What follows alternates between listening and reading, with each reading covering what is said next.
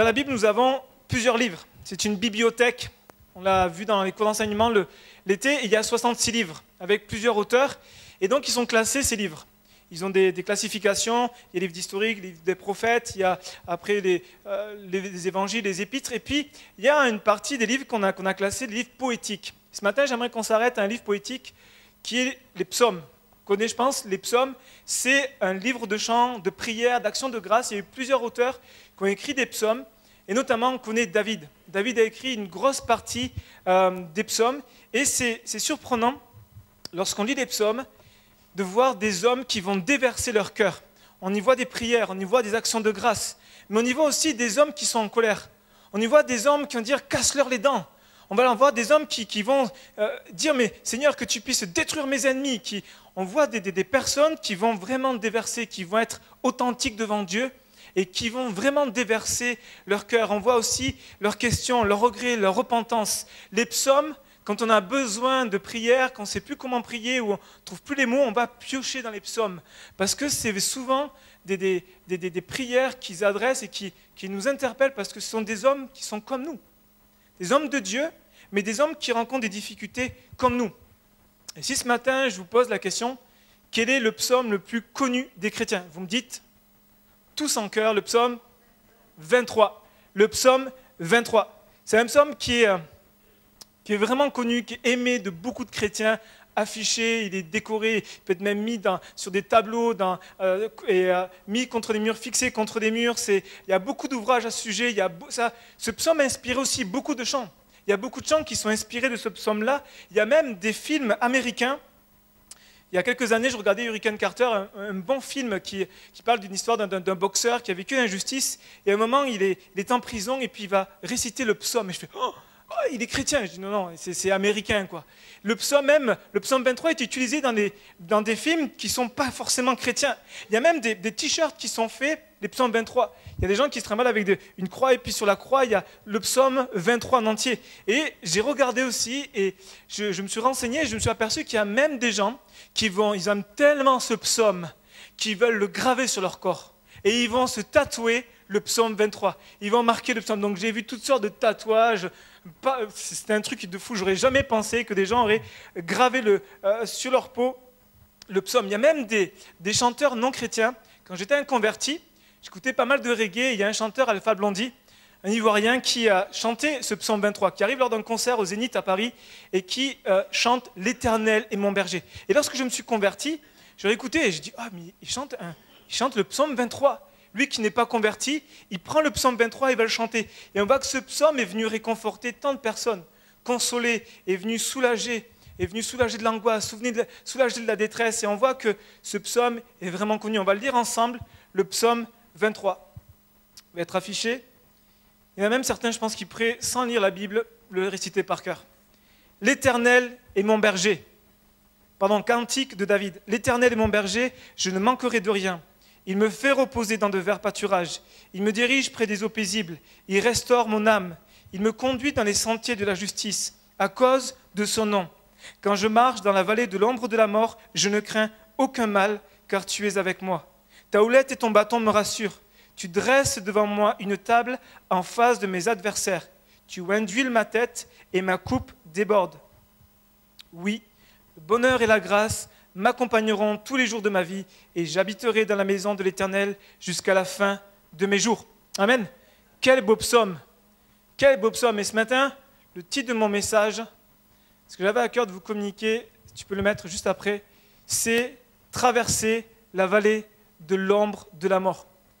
Traverser la vallée de l'ombre de la mort. Je crois que vraiment c'est un message pour nous ce matin. C'est un message pour chacun d'entre nous.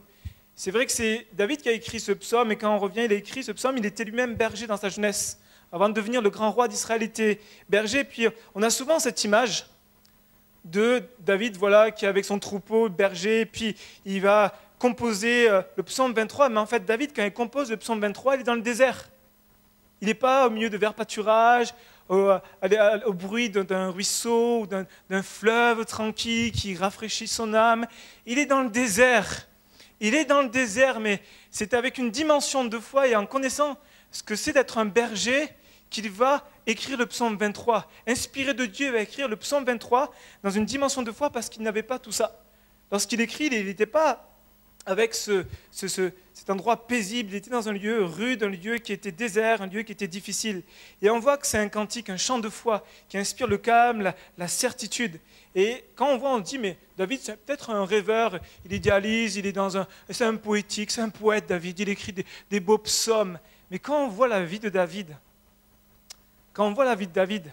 il n'a pas vécu que des beaux moments. Il a vécu des moments de persécution, il a vécu des temps d'adversité dans sa famille, à l'extérieur. Il a vécu des moments difficiles. Il a eu des moments où il a même eu des chutes morales, une chute morale. Et on voit que ce psaume était un langage, et le langage d'expérience personnelle de David, mais aussi inspiré de Dieu. Et c'est pour cela que ce matin, il faut qu'on se l'approprie. C'est pour ça que ce matin, au-delà de la beauté et puis de ce que ça renvoie à notre cœur, dire c'est bon, ça me fait du bien, il faut qu'on se l'approprie ce matin. Et mon premier point, c'est que pour se l'approprier, il faut que l'Éternel soit ton berger. Il faut que l'Éternel soit ton berger. Ce psaume n'a aucun sens, écoute-moi bien, si l'Éternel n'est pas ton berger. Si l'Éternel n'est pas ton berger, ce texte va être bon, tu vas pouvoir le chanter, tu vas peut-être même le mettre partout, mais dans ton cœur, il ne va pas y être. Il ne va pas y être inscrit.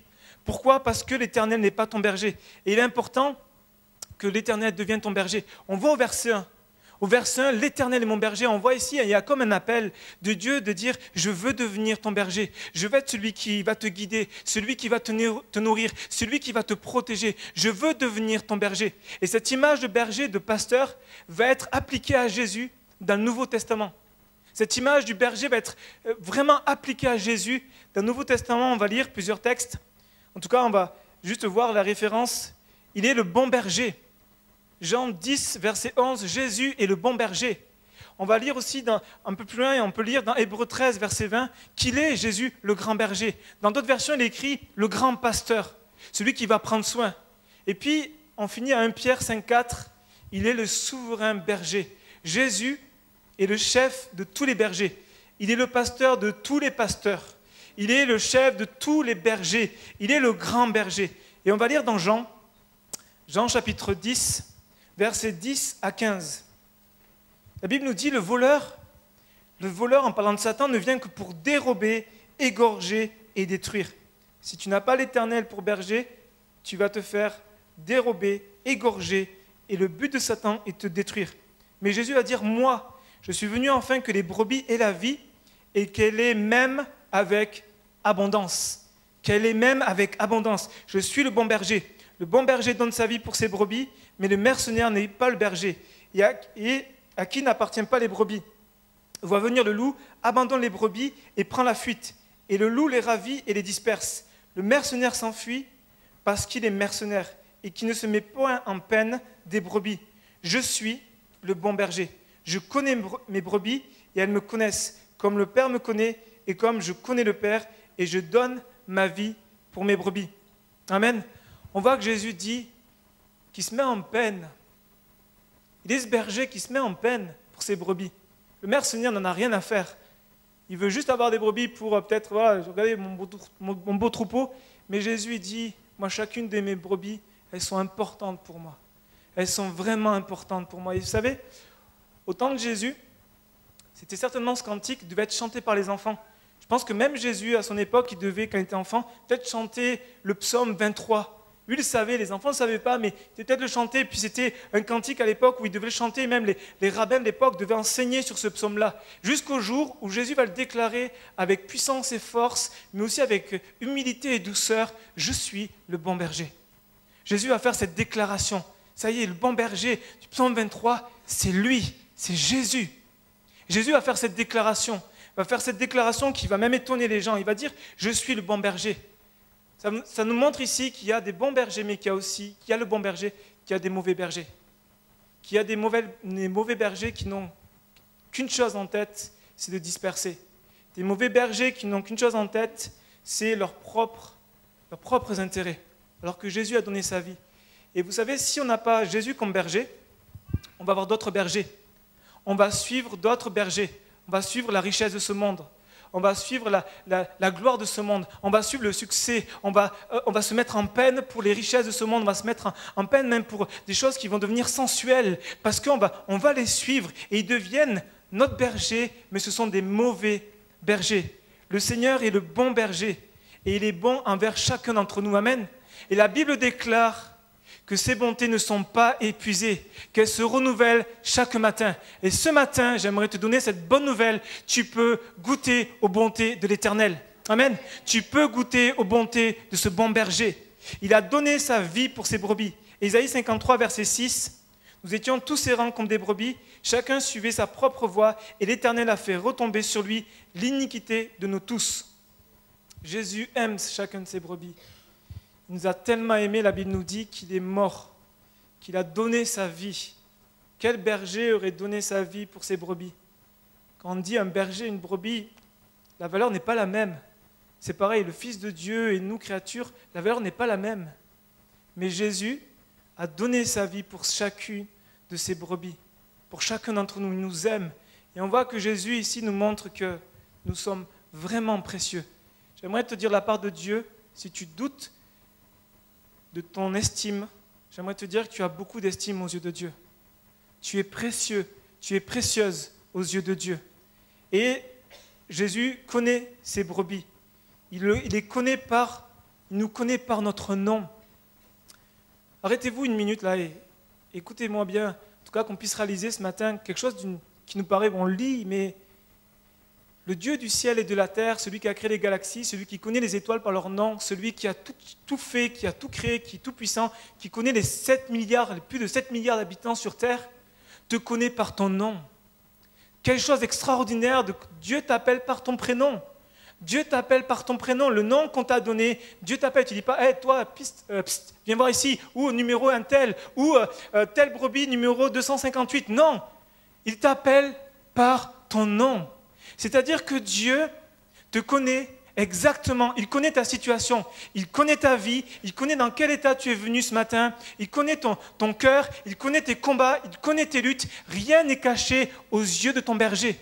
Rien n'est caché aux yeux du bon berger. Ta vie n'est pas inconnue aux yeux de Dieu. Et puis lorsque tu viens devant Dieu et que tu commences à lui parler de ta vie, tu commences à lui faire connaître ta situation, Dieu n'est pas en train de dire « Waouh, tu es en train de m'annoncer un scoop. Waouh, je ne le connaissais pas, cette dernière nouvelle, tu me l'apprends. » Non, Dieu dit « Je le sais. » Dieu dit « Je sais ce que tu vis. » Quand tu viens à moi et que tu me fais connaître ta situation, tu n'es pas en train de m'informer de ta situation. Moi, je te connais par ton nom, je t'ai voulu, tu n'es pas une erreur. Tu n'es pas une erreur sur terre. Peut-être que tes parents ne t'ont pas voulu, peut-être que tu es là et tu dis, mais qu'est-ce que je fais sur terre? J'aimerais te dire de la part de Dieu, tu n'es pas une erreur. Tu n'es pas une erreur, Dieu t'a voulu et il te connaît. Il te connaît et il t'invite ce matin à t'abandonner à lui, à ce qu'il prenne pleinement ou reprenne les rênes de ta vie.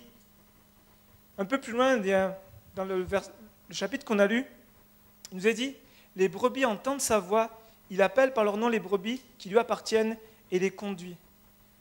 Ce matin, est-ce que tu entends la voix du bon berger? Est-ce que ce matin, tu entends la voix du bon berger qui te dit, il est temps maintenant de rentrer à la maison. Ça fait trop longtemps que tu es éloigné. Ça fait trop longtemps que tu te perds avec toutes sortes de choses qui te détruisent. Le bon berger te dit ce matin, il est temps que tu reviennes. Est-ce que tu entends la voix du berger qui ce matin résonne dans ton cœur et te dit « Reviens à la maison, tu es trop précieux, tu es trop précieuse pour te perdre.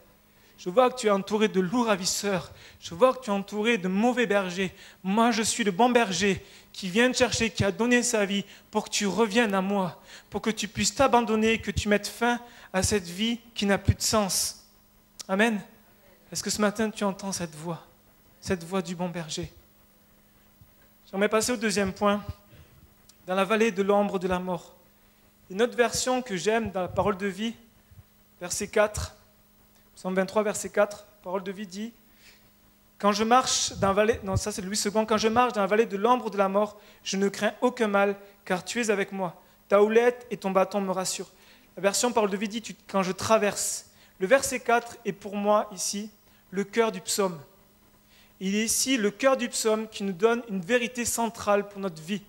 Et j'ai trouvé une illustration pour parler de cette vallée de l'ombre de la mort. Est-ce que tu peux me mettre la photo? Quand je marche dans la vallée de l'ombre de la mort, je ne crains aucun mal. J'ai trouvé cette illustration et je me dis, quelle pertinence! Le chat, regardez, il y va tranquillou et puis pas de souci. Et on voit les bergers allemands, on en voit certains qui regardent, mais il fait quoi là? C'est quoi ce présomptueux? Il est assez prétentieux de venir devant des bergers allemands. Et puis là, je pense que vraiment, si j'étais un chat, je suis en train, Seigneur, de traverser la vallée de l'ombre de la mort, pas un pas de décalage, sinon je me fais manger par les bergers allemands. Et puis, ils sont garde à vous, prêts à dévorer, mais c'est comme si là, je vois qu'il y a quelque chose qui les retient. C'est la même chose avec nous. Dieu, lorsqu'on traverse la vallée de l'ombre de la mort, Dieu est à nos côtés. Dieu est avec moi. Et vous savez, je réalisais dernièrement qu'on traverse chacun des vallées. Nous traversons tous des vallées de l'ombre de la mort. Et je réalisais dernièrement que, chrétiens ou pas chrétiens, on traversait ces vallées. Je réalisais qu'on traversait ces vallées, mais que la différence pour nous, c'est que nous avons le bon berger. Vous savez, il y a des gens autour de nous, des amis, des personnes qui nous sont chères, qui traversent la vallée de l'ombre de la mort et qui perdent des plumes, qui perdent leurs rêves, qui même perdent leur vie. Il y a des gens, lorsqu'ils rentrent dans la vallée de l'ombre de la mort, ils y rentrent, mais ils n'en sortent plus. Ils rentrent dans cette vallée aux effroyables hurlements, et puis il y a toutes sortes de choses qui viennent les frapper, et puis ils n'en sortent pas. Ils n'en sortent pas, pourquoi? Parce qu'ils n'ont pas le berger. D'où l'importance d'avoir le bon berger, d'être avec le bon berger. Parce que même si on traverse la vallée de l'ombre de la mort, il est à nos côtés.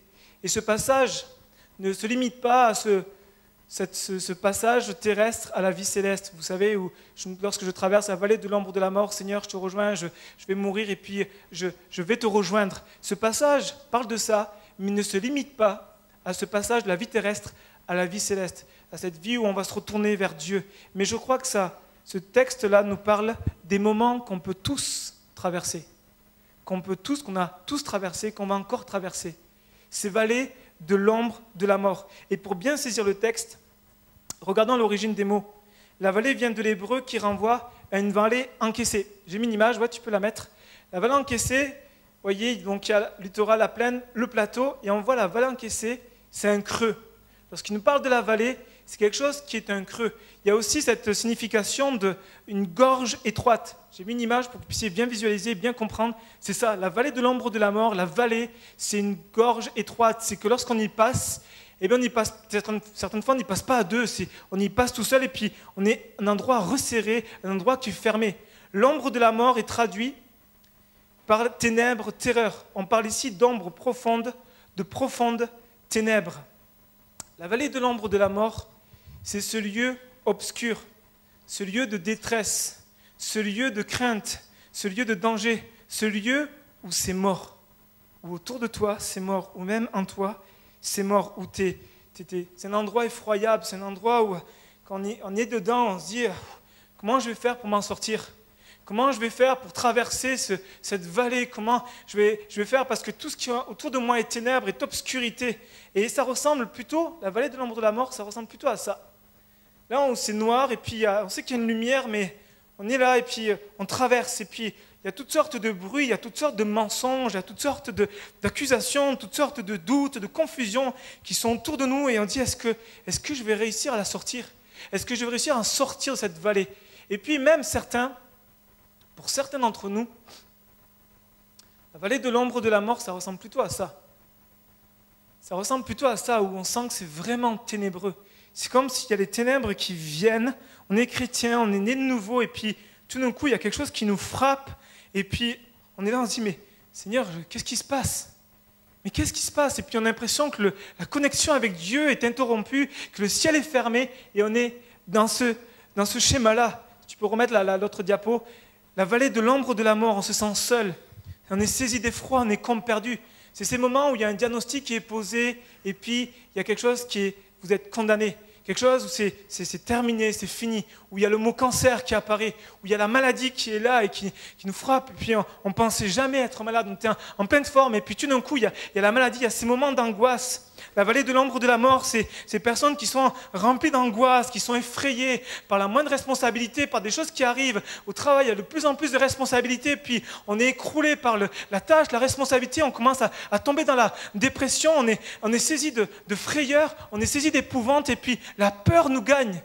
La vallée de l'ombre de la mort, c'est lorsqu'on apprend ces mauvaises nouvelles, au sujet d'une personne qui nous est chère, cette mauvaise nouvelle de personnes à qui on s'est attaché, puis on se dit, Seigneur, c'est pas possible, cette vallée aussi de l'ombre de la mort, c'est lorsqu'on est touché dans notre famille. Lorsqu'on est touché dans notre famille et qu'on voit que notre famille se déchire, qu'il y a des conflits de plus en plus, c'est l'incompréhension, on n'y arrive pas, et puis c'est des années que ça dure, et puis on a l'impression qu'on ne va jamais s'en sortir. C'est des conflits avec les enfants, les conflits avec les parents. C'est ces moments où on se dit, c'est noir. Il y a autant plein de beauté, mais là, c'est noir. C'est ces moments aussi où on accumule refus après refus. On reçoit des lettres et dit on ne peut pas répondre à votre candidature, c'est terminé, c'est fini. Ou ça fait des années, on est au chômage et puis on croule sous les dettes, on est là, on se dit mais Seigneur, comment je vais m'en sortir? J'ai une famille à nourrir, j'ai des choses à faire, comment c'est possible? C'est aussi l'être qu'on a tellement aimé qui nous fait souffrir. Et la vallée de l'ombre de la mort, c'est aussi ce passé. Ce passé si lourd qu'on peut porter, qui vient nous hanter, qui tout d'un coup revient à la surface, ou des choses qui reviennent à la surface et qui viennent nous envahir. C'est ça où on se retrouve là, où notre passé nous hante, et puis on se pose tellement de questions, et puis on est comme effrayé. Et toi, ce matin, c'est quoi ta vallée? Ce matin, c'est quoi ta vallée? On traverse tous des vallées. C'est quoi la vallée dans laquelle tu passes? La vallée de l'ombre de la mort. Vous savez, je crois qu'il arrive certaines fois, et je suis prudent avec ce que je dis, mais il arrive que certaines fois, les vallées de l'ombre de la mort sont une conséquence à notre péché, sont une conséquence à notre désobéissance vis-à-vis de Dieu. Dieu nous a tracé un pont d'une montagne à une autre, et puis nous, on a désobéi, on a mis la parole de Dieu à côté, puis on est tombé dans le creux de la vallée. Et on se retrouve dans la vallée de l'ombre de la mort à cause de notre péché. J'aimerais lire avec vous le psaume 107, versets 10 à 11.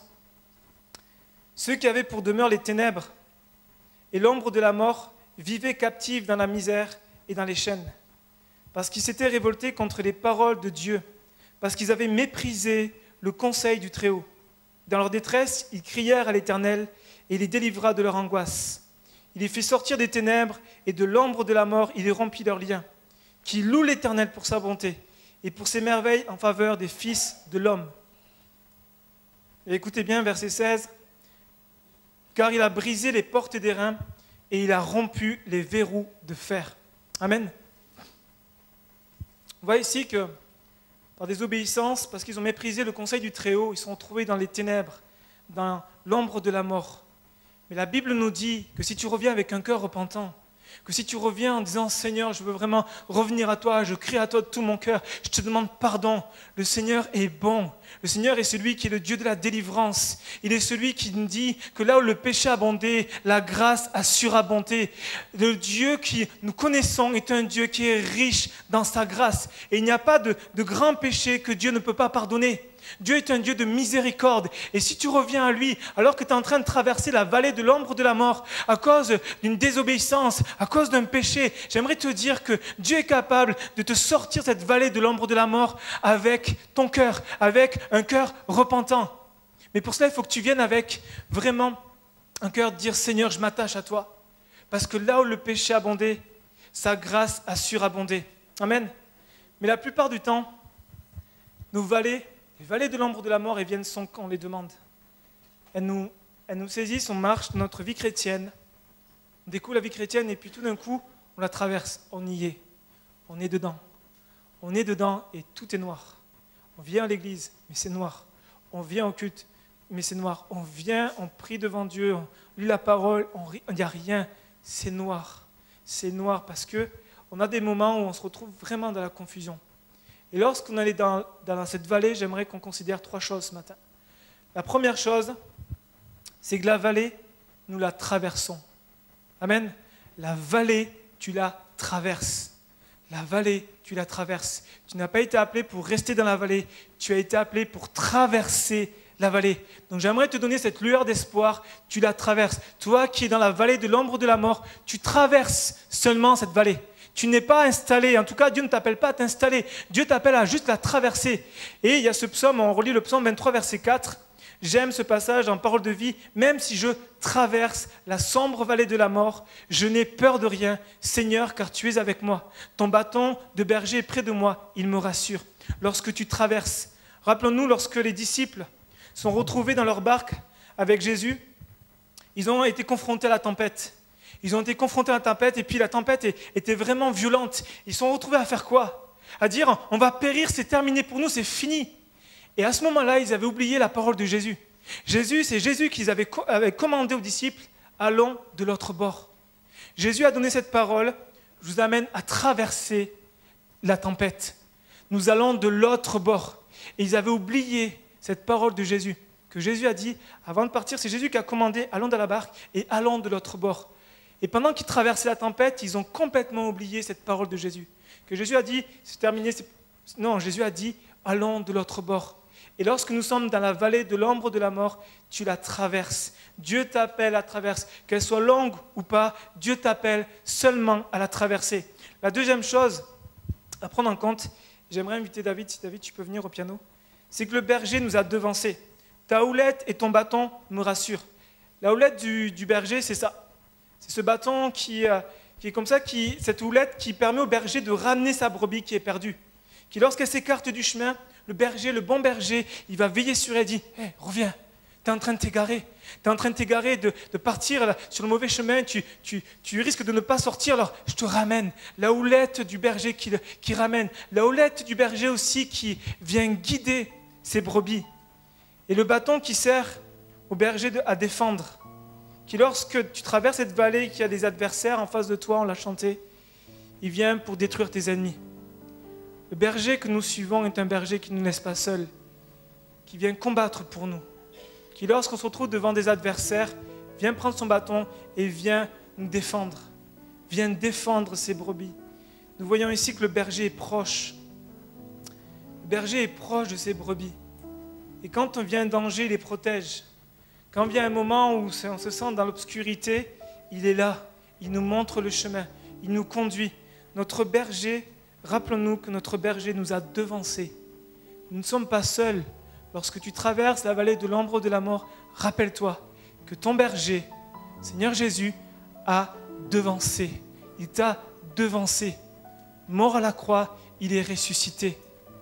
Jésus a traversé la vallée de l'ombre de la mort. Il est même allé plus loin.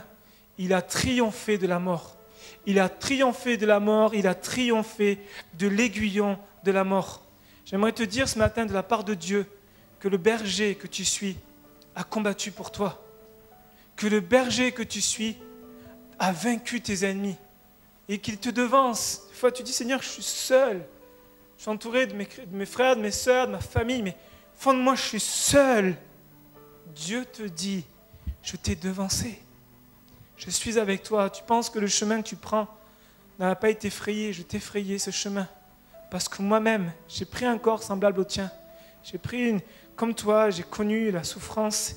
Et j'ai pris pour te montrer le chemin, pour te dire, la victoire est possible. J'ai pris à la croix tous tes péchés, mais toutes tes souffrances, toutes tes douleurs.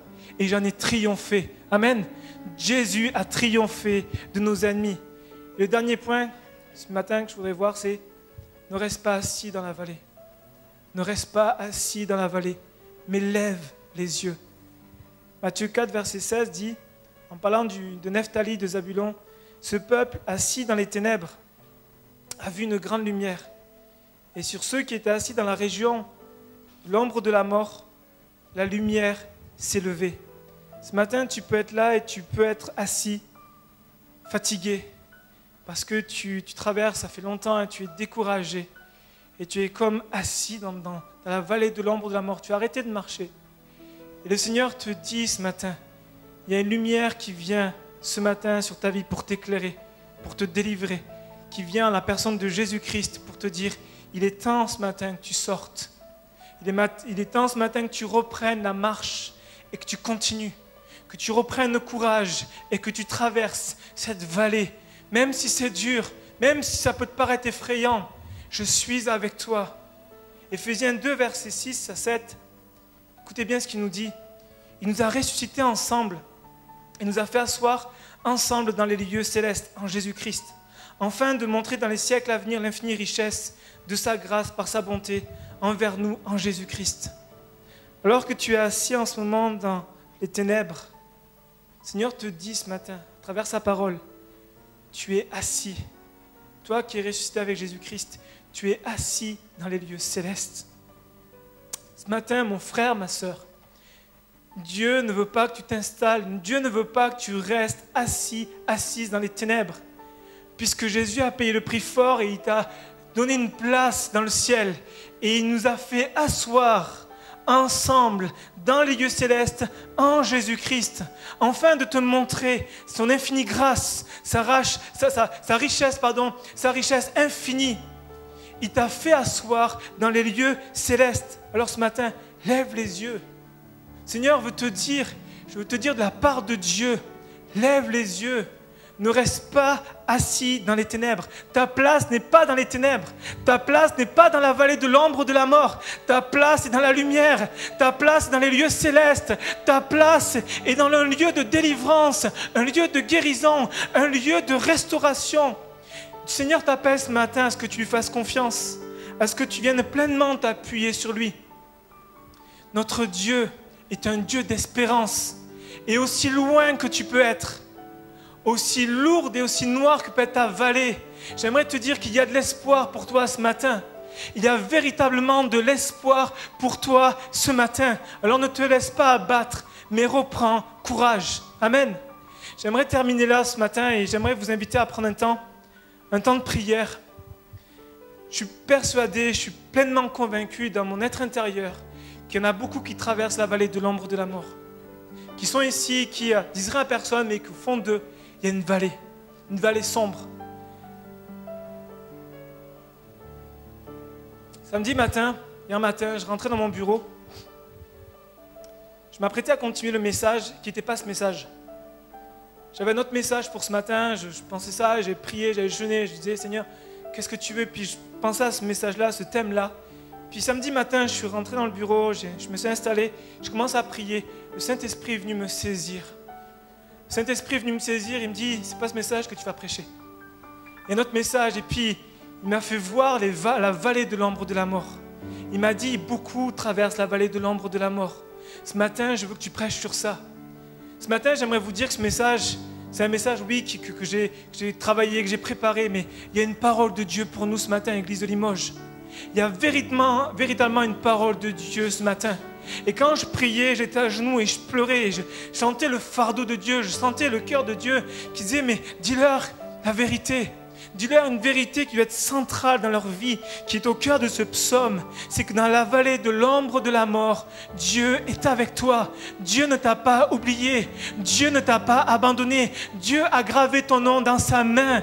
Il ne t'a pas oublié. Là où tu es, Dieu pense à toi. Dieu a son regard sur toi. Dieu est attentionné. Il te voit. Tu n'es pas oublié. Ta situation n'est pas inconnue de Dieu. Dieu te voit. Et Dieu veut dire à ton cœur qu'il est avec toi. Tu le sais peut-être, mais il faut que tu le vives ce matin.